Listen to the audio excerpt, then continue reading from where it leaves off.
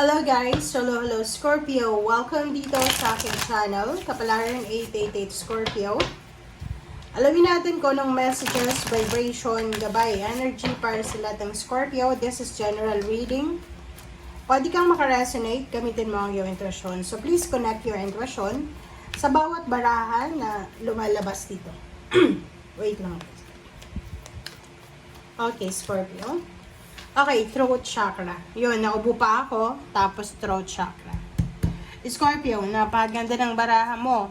At ang throat chakra na to, sinasabi ng baraha dyan na your throat chakra is black. And you need to unblock it. So, ibig sabihin, di ba, nang kinuha ko yung baraha mo, nasa mid ako eh. Yung parang merong, parang may plema. Okay. So, ibig sabihin yan, meron ditong Scorpio na marami kang gustong gawin, marami kang gustong sabihin. Like, marami kang sekreto na dala-dala sa buhay mo, sekreto ng ibang tao. Sorry. Hindi mo magawa na sabihin, hindi mo magawang ipagkalat, or hindi mo, parang you're denying the truth. 'Di ba? Yung kahit nakikita mo yung mali, hindi mo sinasabi na mali ka eh.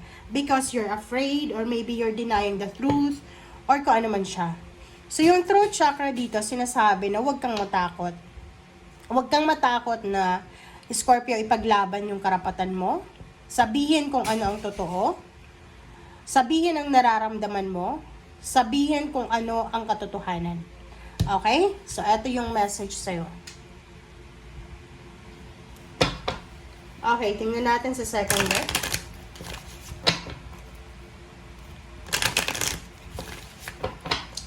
Okay, second deck, Scorpio.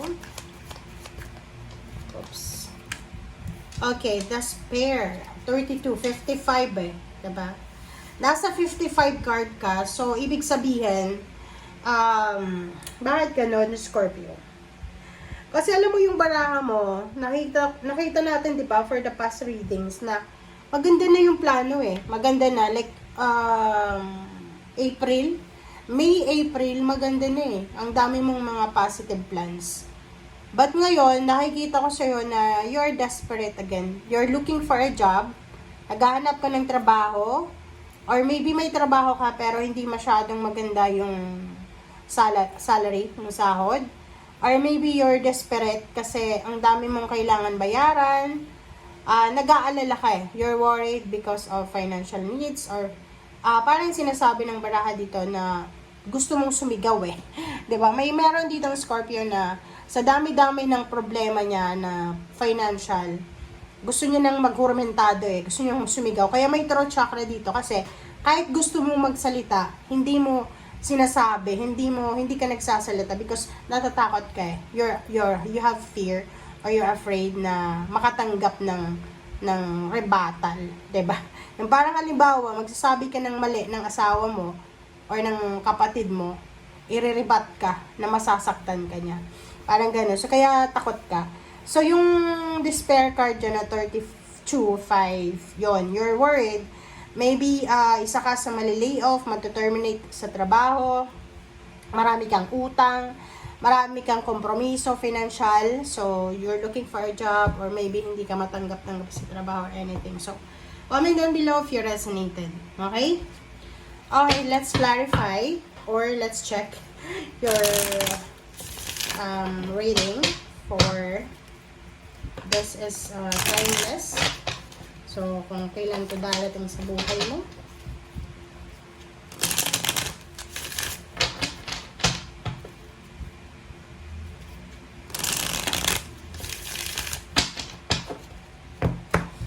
Okay. Scorpio. First card natin is 5 of Wands. Nako. 8 of Wands. Nakakaloka. The Hermits. Ang ganda ng baraha mo. Okay, Knight of Cups and 2 of Cups. Kita nyo ba guys? Or mali yung alignment niya? Pasensya na. Kung mali yung alignment niya guys, pasensya na kasi hindi ko kasi nakikita yung sa screen eh. Okay. Okay, so Scorpio, comment down below if you resonated. mag-comment ka ha, kasi eto ay importante sa'yo. Kung resonated ka. Pero kung hindi ka naman resonated, okay lang. Okay, 5 of Wands. This is your first card. This is your first card from the third deck. 5 of Wands, this is about complaining, about quarrels, mga away, gulo, misunderstanding, competition, backstaban, traidoran, parang ganun. At ano yung parang, ito yung energy, Scorpio, na magkakaharap kayo, 'di ba? Halimbawa, nagiinuman kayo, magkakaharap kayo, pero may mga hawak kayong cellphone sa bawat isa, and there's someone dyan na habang kausap kayo, binabackstab kayo sa ibang tao. 'Di ba? Tingnan mo, oh. Okay. Or maybe, lang ha, kasi mabilis to eh. 8 of Wands siya eh. Isang napakabilis, Scorpio, na chismis.